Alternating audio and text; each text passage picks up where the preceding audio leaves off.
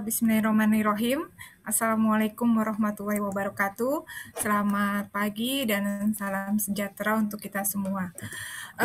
Saya akan berbagi slide, Bapak dan Ibu. Perkenalkan, nama saya Eka Mevrina Suminarsih dari Provinsi DKI Jakarta. Dan saya mengucapkan selamat bertemu kembali kepada Dewan Juri pemilihan Pustakawan Berprestasi Terbaik tingkat nasional RI tahun 2020. Hari ini saya akan mempresentasikan dua inovasi yang telah saya lakukan dari berbagai inovasi yang saya miliki, yaitu yang pertama mengenai sistem manajemen pengetahuan. Jadi saya adalah pustakawan di Badan Pengkajian dan Penerapan Teknologi. Sebagai seorang pustakawan di lembaga saya memiliki kewajiban untuk mengembangkan dan mengelola semua sumber informasi yang dimiliki oleh BPPT. Oleh karena itu, pada tahun 2016 saya berinisiatif mengembangkan sistem manajemen pengetahuan di lembaga saya. Adapun sistem manajemen pengetahuan ini ialah mengelola pengetahuan tesit, yaitu pengetahuan dalam pikiran para ahli teknologi di BPPT menjadi pengetahuan eksplisit yang dapat dimanfaatkan oleh masyarakat. Pengetahuan eksplisit ini berbentuk buku, kemudian karya ilmiah, artikel, dan sebagainya. Kemudian pengembangan sistem manajemen pengetahuan ini terus kami lakukan. Pada tahun 2017 sudah terbentuk aplikasinya, kemudian 2018 dilakukan evaluasi dan rancangan untuk terintegrasi dengan perpustakaan digital. Kemudian saya membuat roadmap Knowledge Management System BPPT atau sistem manajemen pengetahuan tersebut untuk dikembangkan lebih lanjut 5 tahun ke depan. Dalam pengembangan roadmap ini, saya dibantu oleh tim IT dari BPPT, di mana kami akan terus berintegrasi dengan sistem-sistem yang ada di BPPT, dari mulai sistem absensi, kemudian penilaian kinerja, kemudian bagaimana mengolah inovasi untuk dapat dikembangkan kembali. Sistem ini juga dibuat berdasarkan, yaitu yang pertama, banyaknya pengetahuan yang hilang pada saat pegawai BPPT itu pensiun. Jadi oleh karena itu kita merasa perlu menangkap atau mengcapture pengetahuan tersebut agar dapat digunakan kembali oleh generasi berikutnya. Kemudian yang kedua, dasar dari kegiatan ini adalah adanya Undang-Undang Nomor 43 Tahun 2007 tentang Perpustakaan. Kemudian buku 8 Kemenpen RB, yaitu tentang pedoman knowledge management di lembaga pemerintah, dan adanya peraturan Badan Pengkajian dan Penerapan Teknologi mengenai tata kerja dan organisasi di BPPT. Dengan adanya sistem ini, peran pustakawan dirasakan penting dan sangat penting kalau menurut saya, karena pustakawan di sini akan memvalidasi seluruh pengetahuan-pengetahuan yang ada di BPPT menjadi pengetahuan yang akurat dan dapat dimanfaatkan oleh generasi berikutnya. Alhamdulillah sistem ini mendapatkan apresiasi yang pertama dari Sekretariat Negara sebagai 5 inovasi perpustakaan terbaik, kemudian yang kedua dari Kementerian PAN RB, yaitu sebagai inovasi lembaga yang dapat dimanfaatkan dan direplikasi oleh lembaga lain, dan Kepala BPPT juga sangat mengapresiasi sistem ini, di mana beliau selalu mengatakan bahwa sistem manajemen pengetahuan adalah produknya pustakawan. Kemudian yang kedua adalah inovasi yang saya lakukan untuk masyarakat di Jakarta dan Indonesia. Dalam sistem ini saya mengkaji beberapa modul atau model di mana saya menggagas untuk implementasi pentahelix model dalam ekosistem literasi informasi masyarakat untuk peningkatan peran perpustakaan mewujudkan sumber daya manusia unggul Indonesia maju.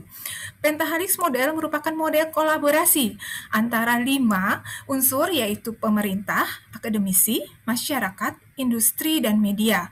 Di era sekarang, kita mengalami adanya akses terbuka, sains terbuka, inovasi terbuka, dan masyarakat yang terbuka.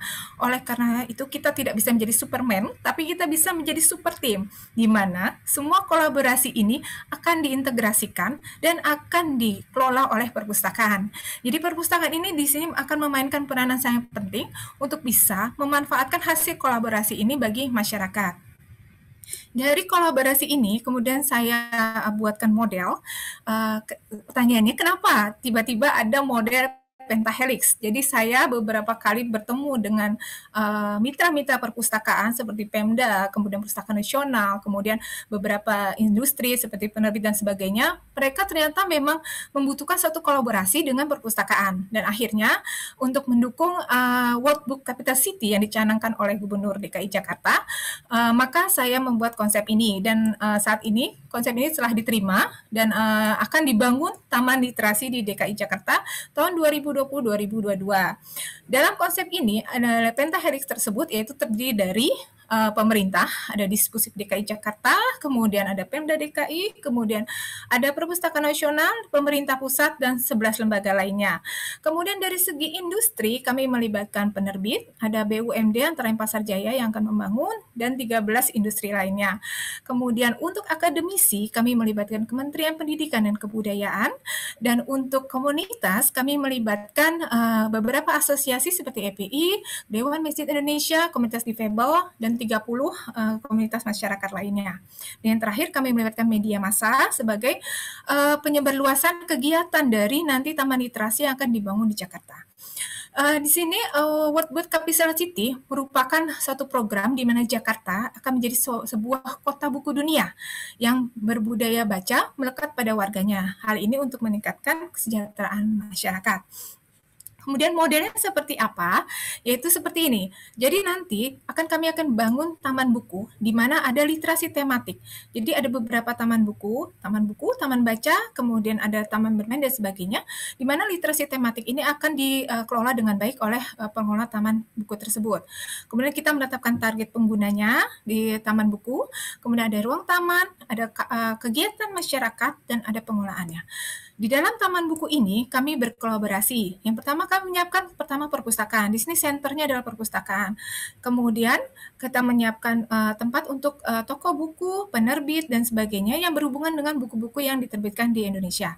Lalu kami juga menyiapkan kafe atau restoran atau tempat makan di mana pengunjung juga dapat menikmati makanan, dan kami menyiapkan ruang pamer, di mana ruang pamer ini dapat digunakan oleh UMKM, kemudian masyarakat sekitar untuk memamerkan produk mereka. Lalu ada juga ruang aktivitas komunitas, jadi di antara kegiatan yang akan dilakukan ada seni budaya, kemudian mengundang pengarang, penulis, dan sebagainya. Ini juga untuk meliterasi informasi bagi masyarakat, dan juga disiapkannya tempat bermain bagi masyarakat yang akan berkunjung ke taman ini. Selanjutnya, karena kita ada di dalam sistem informasi saat ini, di mana itu suatu kebutuhan primer yang bagi masyarakat Jakarta, terutama mungkin juga di Indonesia, kita tidak bisa lepas dari teknologi informasi. Oleh karena itu, saya juga mengusulkan dan akan dikembangkan saat ini sedang diproses, yaitu sistem teknologi informasi apa yang akan digunakan oleh setiap taman literasi ini. Nah, ini karena kita berkolaborasi antara perpustakaan, antara pemerintah, antara penerbit, dan industri, maka kami membuat suatu sistem di mana pengguna bisa memilih fitur-fitur yang kami sediakan. Apakah membaca di tempat, meminjam buku, atau ingin membeli buku. Nanti akses ini membaca di tempat akan kita akan akses sumber di mana bisa dibaca di tempat tersebut. Kemudian untuk meminjam buku, kita memberikan akses ke perpustakaan. Jadi nanti untuk perpustakaan kami akan kelola di mana intinya perpustakaan nasional tetap akan ada setiap waktu, dan kita berdiri untuk perpustakaan-perpustakaan lainnya yang ingin dapat diakses melalui taman-taman buku tersebut.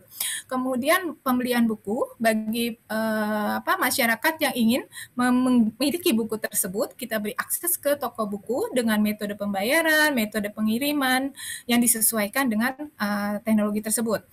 Kemudian untuk teknologi ini kami menyiapkan pangkalan data penerbit atau toko buku dan pangkalan data perpustakaan. Baik, Bapak dan Ibu, saya berharap bahwa kita sebagai pustakawan harus bangga dengan profesi kita tunjukkan bahwa kita selalu berkembang dan berkolaborasi dengan mitra-mitra kita. Dan insya Allah mereka juga akan melihat kita sebagai sesuatu yang penting bagi pengembangan literasi. Mari kita bersama-sama membuktikan kepada dunia bahwa pustakawan merupakan salah satu profesi yang sangat penting untuk meningkatkan kesejahteraan ekonomi bangsa. Demikian paparan saya. Akhir kata, wassalamualaikum warahmatullahi wabarakatuh. Terima kasih, salam literasi.